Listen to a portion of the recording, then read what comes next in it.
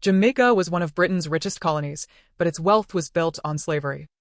Before Jamaica became known around the world for its music, culture, and independence, the island was one of the most valuable colonies in the British Empire. The wealth created from Jamaica's sugar plantations came through the forced labor of enslaved Africans.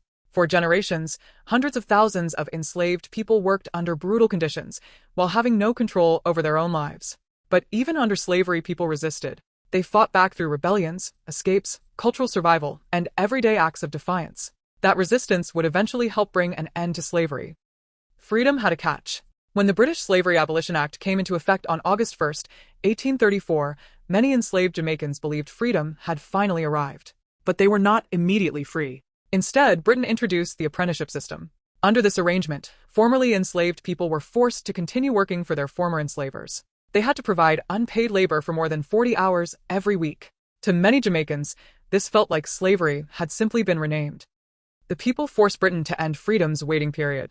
The apprenticeship system was supposed to last until 1840. But the people refused to accept this new form of control.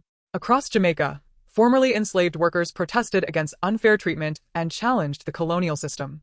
The resistance became so strong that Britain ended apprenticeship early. On August 1, 1838, full freedom finally came to Jamaica. One rebellion changed the future of Jamaica. Years before emancipation, thousands of Jamaicans took a stand against slavery. In 1831, the Baptist War, also known as the Christmas Rebellion, shook Jamaica. The uprising was led by Samuel Sharpe, an enslaved Baptist preacher who believed freedom was a human right. Although the rebellion was crushed and Sharpe was executed, it sent a powerful message. The British government realized that slavery was becoming impossible to maintain. Samuel Sharpe was not fighting alone. Samuel Sharpe became one of Jamaica's greatest symbols of resistance. But emancipation was not achieved by one person. Thousands of enslaved Jamaicans played a role in the struggle for freedom. Some resisted through rebellion. Others escaped plantations. Many preserved African traditions, languages, and beliefs despite attempts to erase their identity. Their resistance helped keep the dream of freedom alive. At midnight, Jamaica prayed for freedom. The night before full emancipation, thousands of Jamaicans gathered inside churches and chapels across the island. On July 31, 1838, they waited for the clock to strike midnight. When August 1 arrived, many did not celebrate with noise. They prayed. They sang. They gave thanks. For many people, emancipation was not only a political victory, it was a spiritual moment. They buried the chains that once controlled them. After freedom arrived, some communities held powerful ceremonies to mark the end of slavery. Chains, whips, shackles. These symbols of oppression were buried as a sign that slavery was finished. It was a symbolic act showing that the people who had suffered under slavery were now entering a new chapter. Britain paid the slave owners, not the enslaved people. One of the most controversial parts of emancipation was the issue of compensation. When Britain abolished slavery, it paid plantation owners for the loss of their enslaved workforce. The government provided £20 million in compensation. But the formerly enslaved people received nothing. The people who suffered under slavery were not compensated. The people who benefited from slavery were. Freedom created new Jamaican communities. After emancipation, thousands of Jamaicans left the plantations where they had been enslaved. They wanted land. They wanted independence.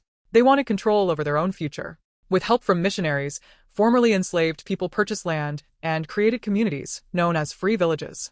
Sligoville in St. Catherine became one of the first and remains an important symbol of post-emancipation Jamaica.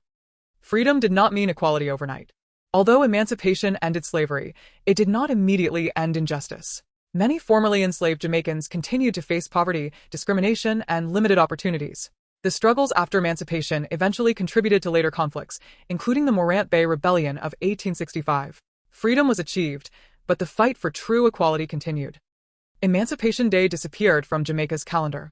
After Jamaica gained independence in 1962, Emancipation Day was no longer celebrated as a separate public holiday. The country focused heavily on Independence Day celebrations on August 6. For decades, August 1 was not officially recognized in the same way. Jamaica brought Emancipation Day back. In the 1990s, Jamaican leaders, scholars, and cultural figures argued that independence could not be fully understood without remembering emancipation. A committee led by scholar Rex Nettleford helped push for its restoration. In 1998, Emancipation Day officially returned as a national holiday. The story of freedom was announced in Spanish Town. One of Jamaica's most important emancipation landmarks is the Old King's House in Spanish Town, St. Catherine. It was there in 1838 that the Emancipation Proclamation was publicly read. For many Jamaicans, this was the moment when freedom became official. Today, the location remains a powerful reminder of the journey from slavery to freedom.